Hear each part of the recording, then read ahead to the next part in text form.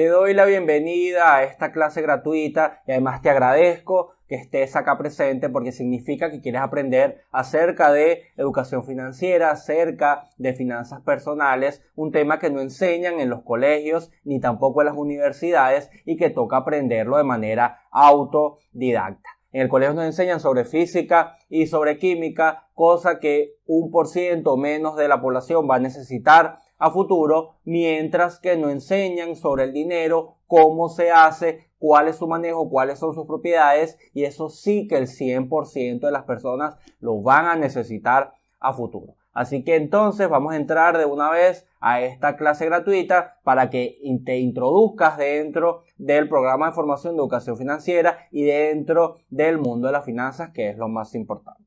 Mi nombre es José Gabriel Arapé. Como les dije, soy un economista y me especializo en el área de educación financiera y además creé esta academia que se llama Educar para Aprender, para poder masificar, para poder llevar a todas las personas que no tuvieron la oportunidad de aprender acerca de finanzas, acerca del dinero, y puedan entender cómo funciona, además de cuál es el paradigma que está presente en el mundo del dinero.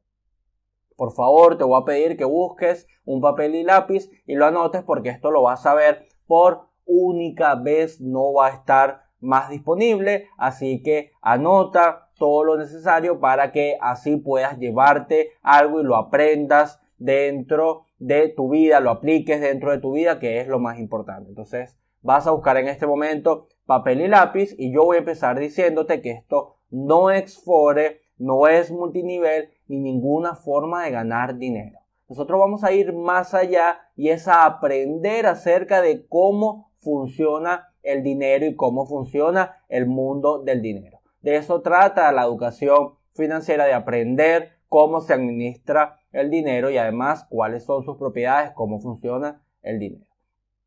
Por otra parte, como ya bien les estaba diciendo, en la escuela te enseñan sobre física y sobre química, que les sirve a menos del 5% de las personas, pero no enseñan nada acerca del dinero que todos usamos. No importa tu profesión, no importa a qué te dediques ni en qué país te encuentres, el medio de intercambio usado se llama dinero y tenemos que aprender todo acerca del dinero. Esto es fundamental que lo entendamos porque va a cambiar nuestra vida, va a cambiar nuestra forma de poder ver el dinero. Ya lo vamos a ver de manera distinta luego de esta clase gratuita a como venías acostumbrado hasta ahora a ver y hablar sobre el tema del dinero.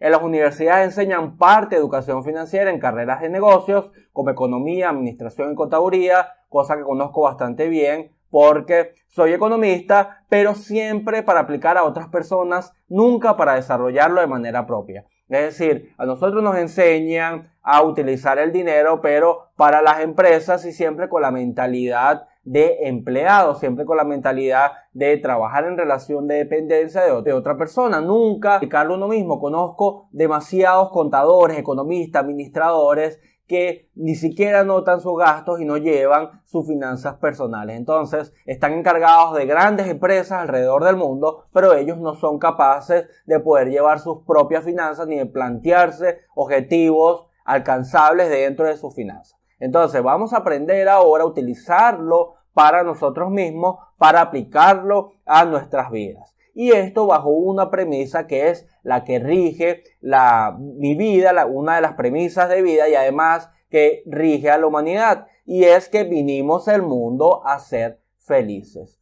Todas las personas vinimos acá con un solo propósito y es hacer aquello que nos haga feliz. El sistema está diseñado para que veas el consumo como sinónimo de felicidad, por lo que al consumir estás cumpliendo tu objetivo de vida. En algún momento de la expansión económica durante la revolución industrial se produjo una gran crisis y era porque no existía todo este tema de las marcas, sino lo que se hacía era producir y producir y producir, y unos zapatos blancos eran igual aquí o en la China por todo el tema de la producción en masa.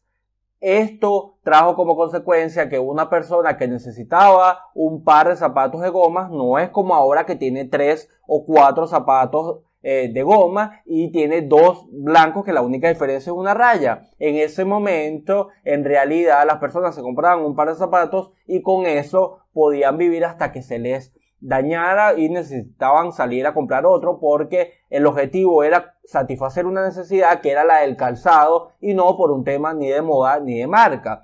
Es así como nace todo este tema de las marcas, porque en medio de esta discusión se empezó a asociar el consumo con sinónimo de felicidad. Las personas cuando consumen tienen una sensación económicamente parecida a la felicidad. Todos cuando comemos un chocolate, entonces sentimos una satisfacción porque estamos cumpliendo con una necesidad, pero tenemos una sensación de felicidad. Entonces empezaron a asociar el concepto de felicidad con el concepto de consumo y así nació la sociedad de consumo que tenemos hoy en día, donde, como les digo, una persona puede tener 3 pares de zapatos blancos con la única diferencia de una rayita de color. Porque nosotros estamos concebidos bajo el consumo asociado a la felicidad. Pero no siempre fue así y esto se produjo a raíz de esa gran crisis que les estaba comentando, donde hubo una sobreproducción, que las personas no compraban al ritmo de lo que se podía producir en ese momento. Había aumentado mucho la producción, la demanda no aumentó en esa misma medida y se produjo una gran crisis económica por sobreproducción. Entonces, el ser financieramente responsable es un estilo de vida. Cuando tú hablas con una persona vegana, ellos tienen como estilo de vida no comer carne, o no comer carne ni roja ni pollo. Cuando tú hablas con una persona fitness, la forma de comer de ellos no es un estilo de vida. Así como ellos, el ser financieramente responsable también es un estilo de vida. El comprar cosas que necesitamos, además de poder ahorrar e invertir a futuro, poner a producir nuestro dinero a futuro, también es un estilo de vida. Y las personas que entienden esto generan un equilibrio que les permite crecer financieramente, que al final es lo que todos queremos. Entonces, desde ahora, en este momento, nos asumimos como personas financieramente responsables como un estilo de vida, que es lo más importante. Entonces, ¿qué vamos a ver acá? Primero, ¿qué son las finanzas? Todos hablan de las finanzas, pero muy pocas personas saben en realidad qué son las finanzas. Mentiras y verdades financieras, cambio de paradigma, paradigma actual, el mantra libertad financiera que yo diseñé, el tiempo de recorrido, pasos para comenzar y el programa de formación de educación financiera. Entonces, las finanzas, ¿qué son las finanzas? Las finanzas son una rama de estudio que engloba todo lo que tiene que ver con el dinero. ¿Para qué sirve? ¿Cómo se usa? ¿Cómo se multiplica? La forma en que se intercambia. Todo lo que tenga que ver acerca del dinero incluye las finanzas. Entonces, una rama de estudio que tiene que ver todo con el dinero. ¿Para qué sirve? ¿Cómo funciona? Administrar los recursos de cada persona, aprovechar oportunidades de inversión y evaluar niveles de riesgo, proyecciones futuras y búsqueda inteligente de cumplir objetivos. Todo acerca del dinero. De aquí en adelante, cuando te hablen acerca de finanzas, tú vas a poner finanzas igual dinero, porque las finanzas es la rama que estudia el dinero. Ahora, ¿qué es la educación financiera? Si las finanzas es todo lo que estudia el dinero, entonces la educación financiera es aprender sobre finanzas. Educación financiera es aprender acerca del dinero. Todos estos conceptos que hemos dicho, entonces, cuando una persona los tiene, se dice que tiene educación financiera, que es el objetivo por el que tú estás acá y por el que estás viendo esta clase, porque quieres aprender todo sobre el dinero. Entonces, cuando tienes educación financiera, es porque sabes acerca del dinero, acerca de las finanzas. Entonces, no es más que aprender de finanzas de manera de poder aprovechar y hacer uso del dinero de manera eficiente, ya sea a nivel personal, familiar o empresarial. Hay finanzas personales, finanzas de familia, finanzas de hogares y finanzas empresariales. También hay finanzas de país, cada país maneja un sistema de finanzas. Entonces, aprender finanzas mediante técnicas y habilidades para tomar decisiones en un tiempo determinado, qué hacemos con nuestro dinero, cuáles oportunidades de inversión aprovechamos. 2, aprovechar oportunidades que se presentan de manera eficiente. Y 3, usar el dinero de la mejor manera posible sin importar la cantidad. Conozco personas que ganan muy poquito y ahorran más que aquellas que ganan mucho y todo se lo gastan, porque al final no importa cuánto ganes, sino lo que te queda a fin de mes. Esto es una frase muy importante que quiero que te lleves e incorpores a tu vida. No importa cuánto ganes, sino cuánto te queda a final de mes y cuánto puedes adaptar tu estilo de vida a la forma en la que tú ganas.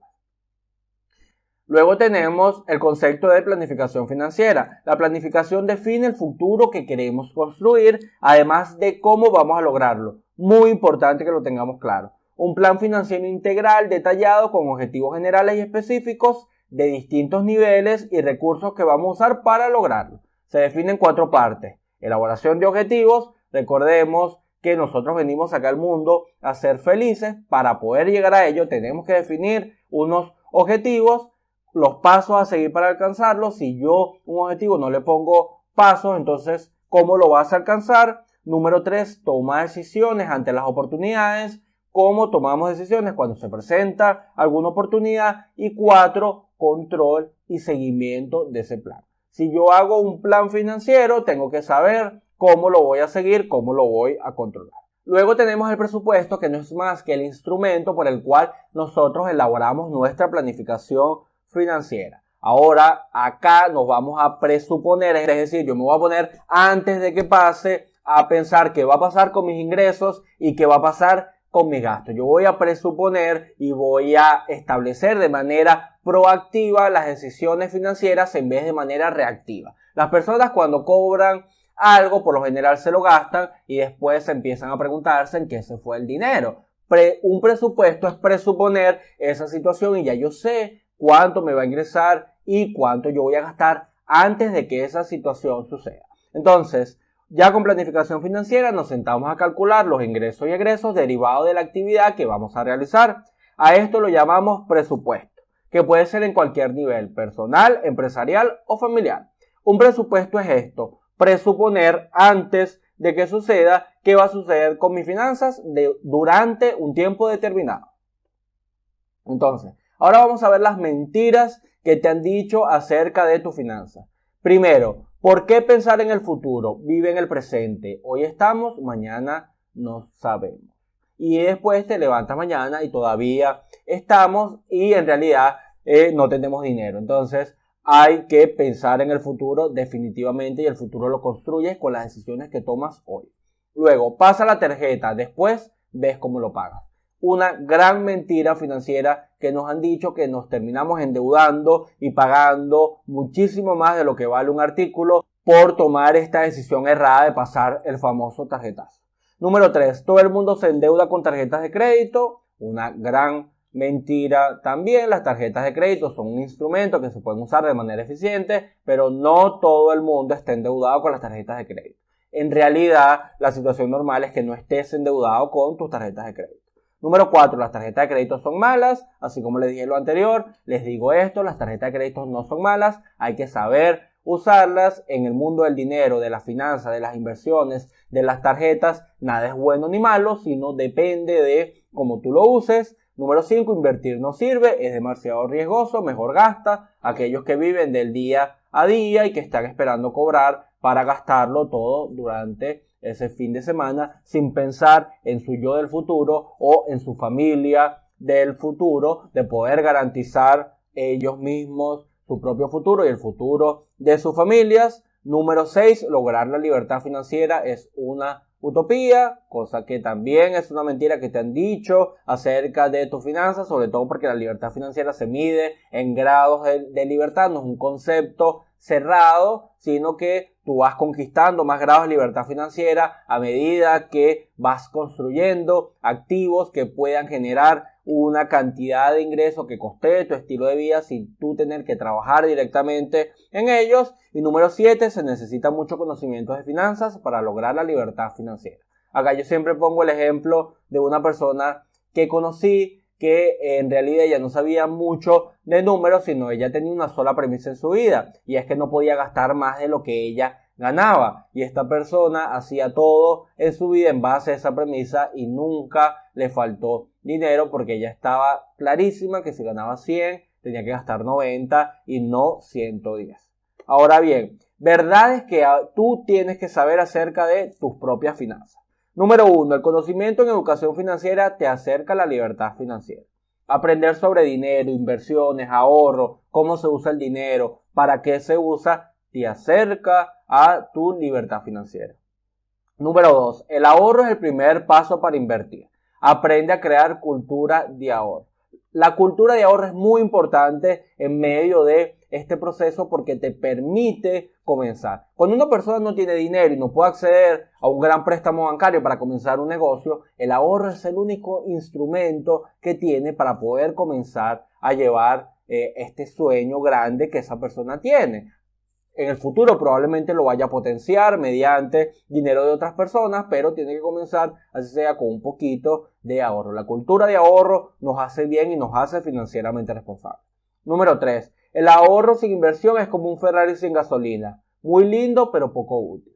Este es el ejemplo contrario, las personas que son ahorradoras, muy ahorradoras, y guardan el dinero bajo el colchón. Es como un Ferrari sin gasolina. Muy bonito tener una cantidad de dinero en tu casa o en los bancos, pero si no la inviertes, en realidad es poco útil. Y lo que yo siempre les digo, el dinero nunca duerme, el dinero se aprecia o se deprecia. No importa la moneda en la que esté ese dinero, también sufre de inflación y también se está depreciando en el tiempo. Entonces el dinero nunca está estático, o se aprecia, tienes más dinero mediante una inversión, o se deprecia si lo dejas en una moneda no adecuada o sin hacer nada debajo del colchón.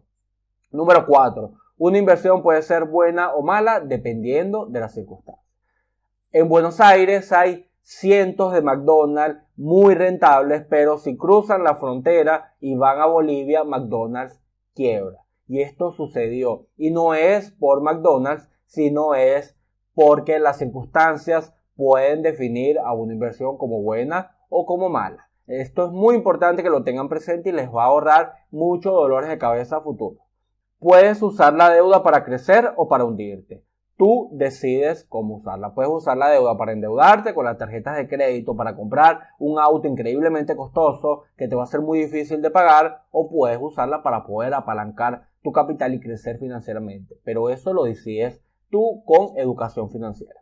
Número 6. La ignorancia no te exime del cumplimiento de la ley. Lo mismo aplica en tus finanzas. Que no sepas educación financiera no te exime que pierdas dinero o que te endeudes en el mundo de la educación financiera, en el mundo del dinero. Así que el desconocimiento se paga muy caro y es con dinero perdido o con dinero derrochado. Número 7. La ignorancia en educación financiera se paga perdiendo dinero. Lo que les estoy diciendo en este momento, hay muchos deportistas que ganaron muchísimo dinero y por no tener educación financiera derrocharon todo lo que tenía y pagaron perdiendo dinero.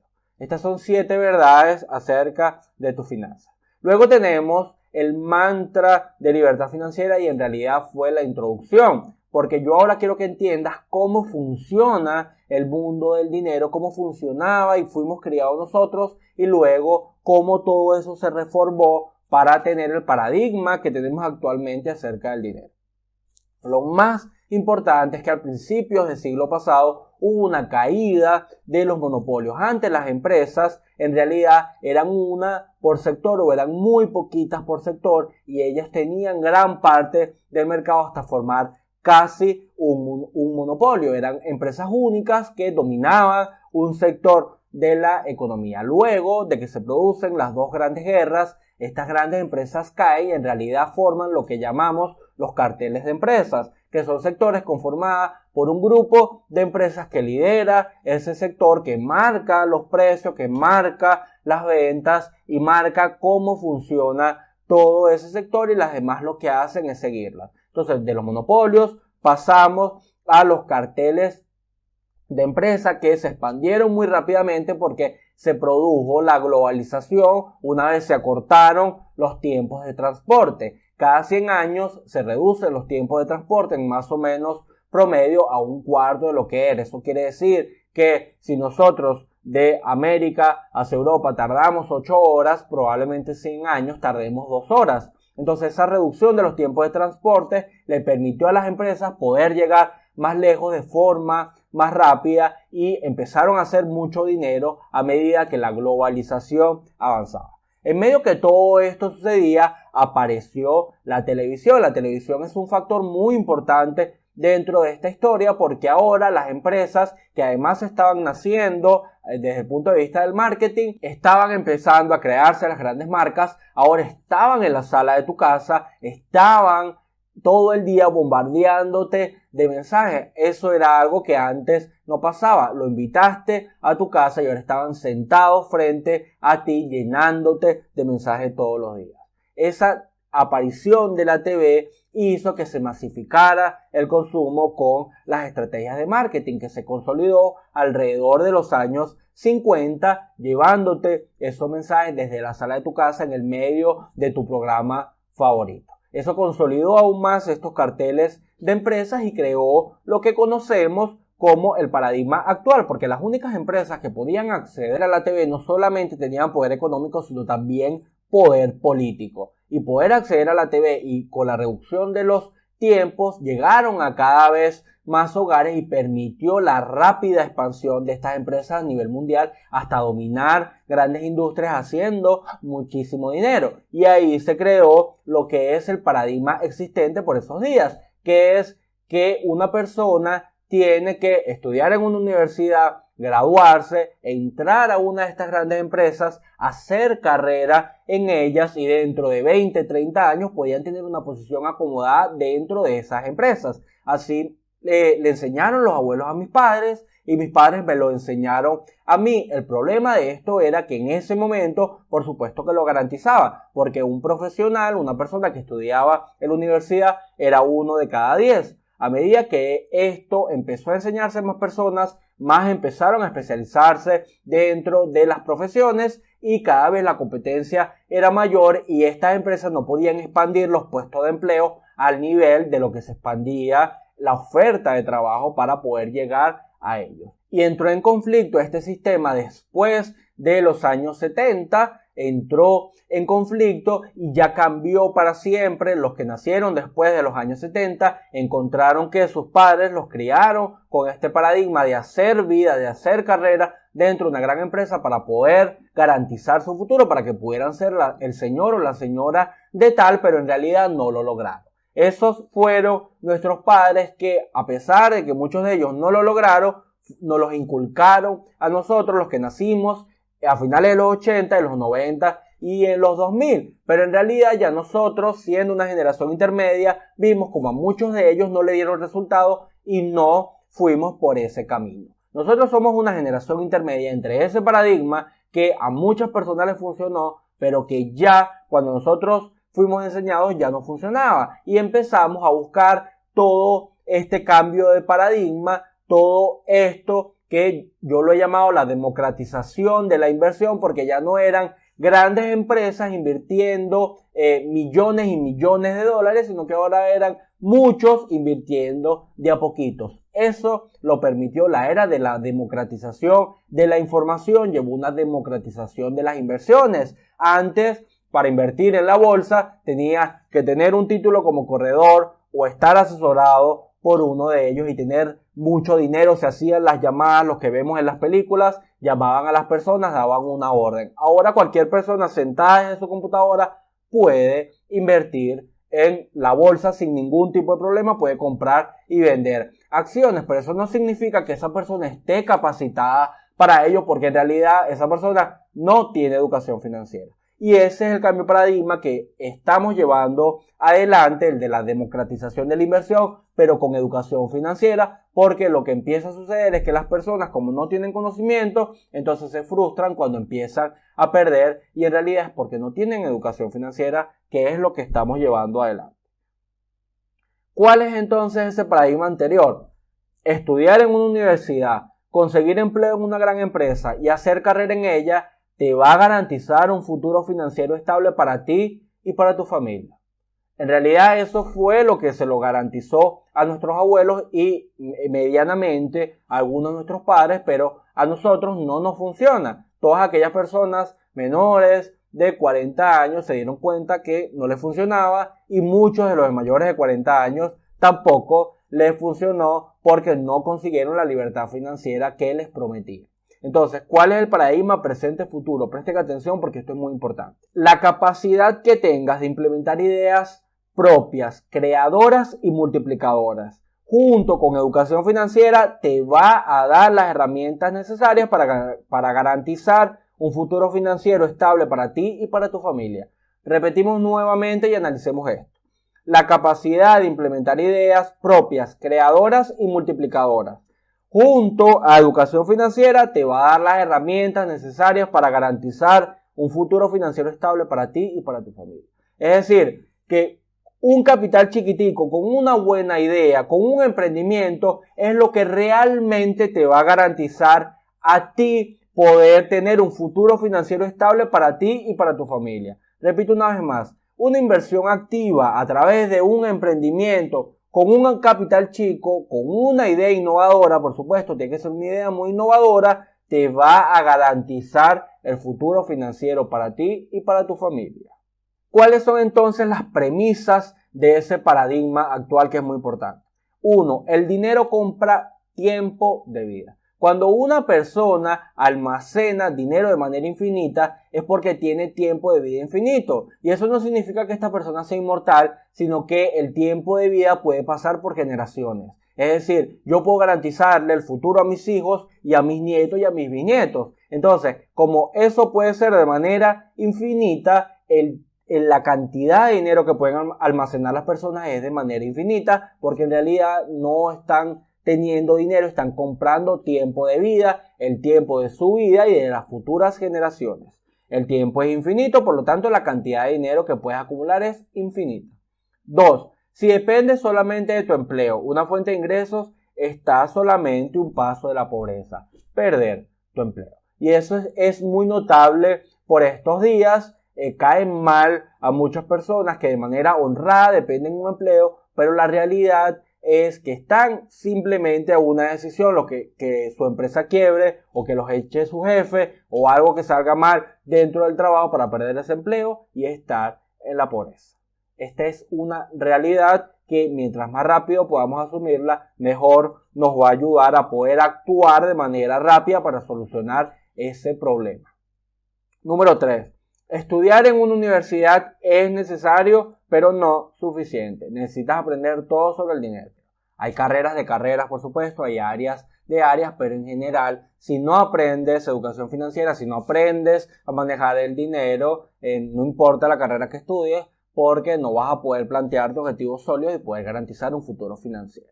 Número 4. Cuando compras algo, pagas con tiempo de vida, el tiempo que tarda en producir ese dinero. Ya simplemente no pagas con dinero, sino el tiempo en el que tú tardas poder producir ese dinero, que es muchísimo más importante por esta premisa que el dinero compra tiempo de vida. Cuando tú estás comprando algo, cuando te estás endeudando para comprar algo, en realidad estás pagando con tu tiempo de vida, no con dinero, con tu tiempo de vida.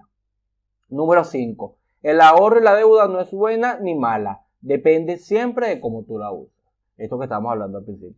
En finanzas no hay nada bueno ni malo. En realidad depende de cómo tú uses esos instrumentos o en este caso el ahorro y la deuda.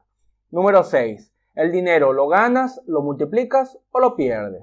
La diferencia está en tu nivel de conocimiento en educación financiera, en educación sobre el dinero. Porque yo les decía, el dinero nunca duerme. Lo ganas y lo multiplicas o lo ganas y lo pierdes. Número 7. Lograr la libertad financiera es una carrera de constancia y resistencia, no de velocidad. El que corre termina cansado en temas de educación financiera. Hay mucha gente que se ganó la lotería y de un día para otro el dinero se fue así, porque en realidad no importa la cantidad de dinero, lo que importa es la cantidad de educación financiera, de cómo puedes administrarlo para que se multiplique y no simplemente lo pierdas o lo gastes. Número 8. No tener dinero no es una excusa válida. Una buena idea y con el nivel de comunicación actual prospera sin dinero. Apple, Microsoft, Facebook, Amazon. Cualquier idea innovadora que tú tengas puede prosperar sin dinero. Y hay muchísimos ejemplos de ello por este tema de que ahora ya no es uno invirtiendo con mucho capital, sino son muchos con pequeños capitales invirtiendo. Esto es muy importante y también te abre hacia esa idea de, mira, yo no lo hago porque no tengo dinero. Esa ya no es una excusa, porque en realidad el dinero en una idea innovadora se consigue. Entonces lo que tú necesitas hacer realmente es una idea innovadora. Número 9. Hay la suficiente información disponible para que aprendas casi cualquier cosa de manera autodidacta. Aprende a buscarlo. Google es tu amigo. Muchas de las cosas que tienes en la cabeza y te preguntas están simplemente a un clic en internet. Y si estás viéndome en este momento es porque tienes internet, ya sea desde tu celular o desde tu casa, desde una computadora. Así que utiliza Google y aprende lo que desees aprender de manera autodidacta. Número 10. Los títulos no importan, solo adornan paredes. Lo que se importa es el conocimiento que adquieres en los años que te costó conseguirlos. El título, en realidad, lo que importa es el conocimiento que tú tienes que acredita ese título. Conozco muchos profesionales que no tienen ningún tipo de conocimiento y tienen un título en la sala de su casa. Conozco muchísima gente que no tienen un título y tienen muchísimo conocimiento. Porque en realidad lo que importa es el conocimiento que tengas y el conocimiento que aprendiste, no el título que representa eso. Ahora bien, ¿cuál es el mantra de libertad financiera que nosotros diseñamos para poder avanzar en niveles de libertad financiera? Son 5 pasos. Número 1, salir de todas las deudas. Número 2, establecer la regla del 70-30. Número 3, desarrollar una inversión activa. Número 4, desarrollar una inversión pasiva. Y número 5, desarrollar una inversión futura. Comencemos por el primero, salir de todas las deudas. Una deuda es un dinero que nos otorgaron y que debemos devolver en un plazo específico, junto con el precio del dinero, que es la tasa de interés. ¿Qué debemos hacer? Eliminar todas las deudas que sean destinadas a bienes de consumo innecesarios. Aquellas que compraste para almorzar o unos zapatos que pagaste o el supermercado. Todas aquellas deudas que acumulaste de manera innecesaria, entonces las vamos a eliminar. ¿Cómo lo hacemos? Dejamos de comprar cosas que no necesitamos, dejamos de engañarnos creyendo que sí las necesitamos. Número 2, ordenamos todas las deudas bancarias y no bancarias en base a la tasa de interés. Ahorita hay un método que se ha hecho muy famoso que es el de la bola de nieve y te dice que lo ordenes en base al monto, de manera que cerebralmente cada vez que vas eliminando los montos más chicos te sientes mejor. Este método financieramente no funciona porque en realidad no te garantiza que pagues menos tasa de interés, que es el precio del dinero y es lo que a nosotros nos interesa. Entonces, ¿qué vas a hacer? Vas a ordenar tus deudas de menor a mayor en base a la tasa de interés y vas a pagar lo más posible a la que tenga mayor tasa de interés y a las demás le vas a ir haciendo un pago mínimo. Una vez se acabe la de arriba, vas con la segunda y así hasta que te quedes sin deudas, que es lo que estamos explicando acá. ¿Cuál es el resultado? 0 deudas de consumo, de cosas innecesarias y más porcentaje de tus ingresos destinados para lograr tus objetivos. Segundo paso del mantra, establecer la regla del 70-30. 70% de tus ingresos para gastos, 30% para el fondo de reserva. El ideal es lograr que tus gastos sean 70% o menos de tus ingresos. ¿Qué debemos hacer si no cumplimos esta regla? 1. Ver cuáles nuevas fuentes de ingresos podemos crear, qué trabajo extra podemos hacer. 2. Disminuir nuestros gastos, esto suponiendo que tengas una calidad de vida normal, es decir, que no ostentes muchos lujos, en realidad te va a servir mucho más aumentar tus ingresos que disminuir tus gastos. Y número 3, combinar ambas, que en realidad es lo mejor que cualquier persona puede hacer.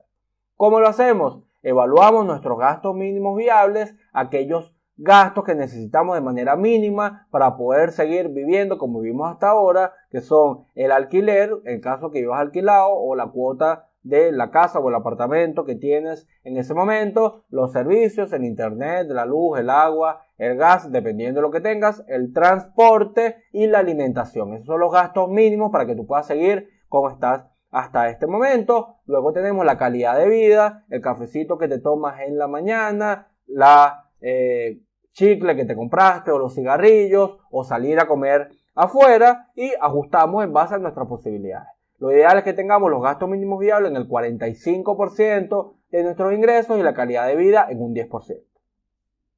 ¿Cuál es el resultado? Que con el 30% restante vamos a armar un fondo de reserva de 3 meses de tus gastos. Esto es sumamente importante porque es la cobertura que tienes para casos de emergencia. Repito, si dependes de un empleo, entonces estás a un paso de la pobreza. ¿Qué hacemos? Bueno, creamos más fuentes de ingreso, pero además armamos un fondo de reserva para que puedas afrontar en caso de alguna emergencia. Número 2, bueno, luego que armemos nuestro fondo de reserva, vamos a completar un fondo de independencia financiera, es decir, este es el dinero para invertir. Uno de los grandes errores que cometen las personas que invierten con el dinero del alquiler del mes que viene o con el dinero del colegio de los hijos o con este tipo de cosas, y en realidad eso no es dinero para invertir. El dinero para invertir es aquel después que tengas de armar tu fondo de reserva de 3 meses de tus gastos, y eso va a garantizar la sostenibilidad. Cualquier dinero para inversión tiene un porcentaje de riesgo, ya sea mayor o menor. Si tú inviertes con el dinero del alquiler del mes que viene, estás poniendo en riesgo eso, no solamente por que lo puedas perder, sino porque los retornos no van a ser probablemente tan inmediatos. Entonces, en realidad, lo que necesitas es destinar dinero para invertir luego que armes tu fondo de reserva.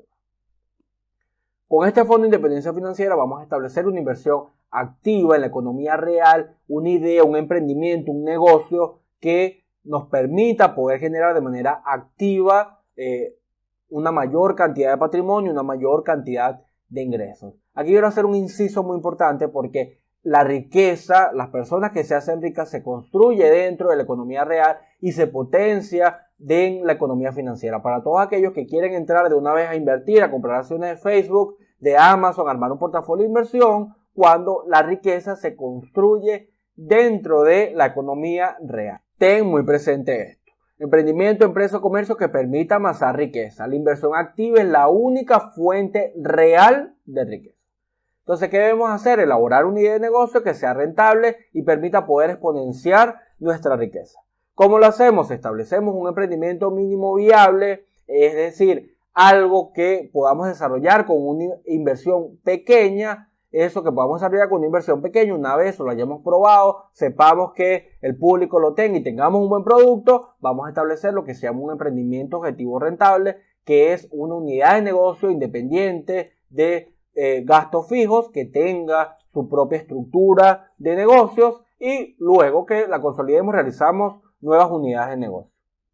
¿Cuál es el resultado? Exponenciar la riqueza casi desde cero en muchos casos. Puedes empezar desde cero, utilizar el dinero de otras personas para poder apalancar ese crecimiento y además de una solidez económica y financiera. Número 4. Establecer una inversión pasiva. Luego de haber construido una riqueza cercana a los $50,000 y con un emprendimiento empresa con 3 unidades de negocio rentables, ahora sí vamos a potenciar nuestra riqueza dentro de la inversión pasiva. Esto es muy importante porque, repito, mucha gente se está metiendo a armar un portafolio en bolsa cuando no tienen ninguna riqueza que exponenciar. Entonces, vamos a crear primero esa riqueza y luego la exponenciamos dentro del mundo financiero. ¿Qué debemos hacer acá? Potenciar la riqueza construida mediante inversiones que produzcan más del 5% sin tener que hacer nada. ¿Por qué más del 5%? Porque la idea es que crezca más que la inflación para que ese dinero no se evalúe. Recordemos que el dinero nunca duerme, o se aprecia o se deprecia. Nuestro objetivo es que no se deprecie y para eso tenemos que crecer más que la inflación. ¿Cómo lo hacemos? Evaluar activos financieros, bolsa de valores, principalmente acciones, evaluar otros activos, empresas de conocidos que necesiten expansión, un amigo que necesite capital para poder expandir su negocio y inversiones inmobiliarias. Esas son las 3 para establecer estas inversiones pasivas. ¿Cuál es el resultado? Un patrimonio creciendo por encima de la inflación que se va ampliando en capacidad de compra.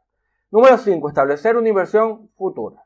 Luego de haber construido una riqueza cercana al $1.000.000, consideramos inversiones de cosas que van a cambiar el futuro de la humanidad. A ver, nosotros estamos esperando todavía que los autos eléctricos cambien al mundo o la tecnología solar. Eso lo estamos esperando desde hace 40 años que se viene trabajando en eso. Todavía no sabemos si realmente va a ser el futuro porque no es rentable aún. ¿Qué es lo que les quiero decir con esto? Que las inversiones futuras es algo que yo creo que va a suceder, pero no tengo certeza que realmente eso vaya a cambiar el mundo. Yo puedo apostarle a una empresa que esté desarrollando vacunas o genoma humano o clonación, pero yo no sé si eso vaya a pasar. Entonces, no vamos a exponer nuestro capital evidentemente potenciado cuando pasemos la barrera del $1.000.000, que vamos a ponerle dinero a las cosas que nosotros creemos que vayan a cambiar el mundo. Entonces, vamos a identificar oportunidades de negocio en empresas que estén creando nuevas industrias o revolucionando las actuales, y vamos a identificar avances en robótica, en tecnología, en salud, en energía o nuevas formas de negocios. ¿Cuál va a ser el resultado? Dentro de décadas habrás absorbido el crecimiento exponencial de industrias que se abren camino a nuevos mercados rentables. Tiempo de recorrido de este mantra. Bueno, salir de deudas bien organizado te puede llevar 3 meses. establecer la regla del 70-30. La regla la puedes alcanzar en 7 meses. El fondo de reserva, ahorrando el 30% de tus ingresos, te va a llevar a armar los 7 meses, y el fondo de independencia financiera 7 meses más. Es decir, 2 años y medio dentro de esta regla del 70-30. Luego, establecer una inversión activa te puede llevar para crecer lo suficiente para que te pueda garantizar una riqueza, puede llevar 10 años, una inversión pasiva 20 años y una inversión futura 8 años. Si sumamos todo este tiempo que hemos estimado para el mantra, vemos que suma exactamente 40 años, que es el tiempo de vida que pasa una persona económicamente activa dentro de una empresa. La gran diferencia es que 40 años de empleo fijo no garantizan ni tranquilidad económica ni estabilidad futura. ¿Cuántas personas no conocemos hoy que tienen 60 años viviendo de una pensión del Estado que no les alcanza para nada? Cuando tú estableces el mantra de libertad financiera, vas a garantizar no solamente décadas, sino hasta posibles generaciones de tranquilidad financiera. 9 de cada 10 que pasan 40 años en un empleo terminan viviendo una pensión que no alcanza para nada. Número 3. Los 2 primeros años lo ideal es recorrerlo con un empleo fijo. Yo no te estoy diciendo que el día de mañana dejes tu empleo, sino que llegues por lo menos hasta comenzar la inversión activa y el emprendimiento mínimo viable con un empleo que te permita poder hacerlo, poder comenzar esa inversión activa. Luego que esa inversión activa esté ya en camino, entonces ahí sí puedes apartarte de él. Pero no es que el día de mañana saliste y ya está. Entonces, cuando consolides el paso 3 del mantra, habrás alcanzado más que con 40 años de trabajo. Significa sacrificar 10 años para ahorrar 30 años más. ¿Qué significa esto? Que nos vamos a ahorrar 75% del tiempo si nosotros nos dedicamos a recorrer el mantra y establecer una inversión activa que nos va a garantizar nuestro futuro. Cosa que no pasa dentro de un empleo fijo. ¿Parece mucho tiempo 10 años? Sí. Pero en realidad es mucho menos tiempo que 40 años, que además, repito, no garantiza nada. Número 5. La libertad financiera luego de 10 años será mayor. 9 de cada 10 personas alcanzarán un nivel de ingresos supremamente mayor al de un empleo fijo. Número 6. Habrás colaborado con todos los indicadores de tu país.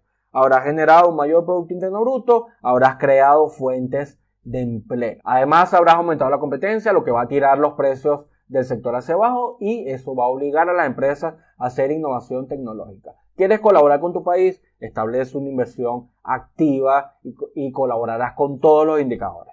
Número 7. Definitivamente habrás sido en sintonía con tus objetivos de vida, aquello que te apasiona y que harías gratis. Esto es además muy importante porque yo voy a realizar una inversión activa sobre algo que a mí me apasiona y eso va a ir conectado dentro de mis objetivos de vida. Estarás entrando al paradigma del presente futuro. Emprendedores y microempresarios haciendo economía del futuro. Ya no estarás anclado al pasado, al paradigma pasado, sino entrarás en la economía del presente y en la economía del futuro. ¿Cómo comenzamos ahora? Vamos a hacer un paso a paso para comenzar. Número 1. Anota todo. Todos tus ingresos, todos tus gastos, vas a comenzar a anotarlos. Número 2. Organiza tus deudas de mayor a menor en tasa de interés. Número 3. Establece objetivos. ¿En cuánto tiempo vas a pagar esas deudas?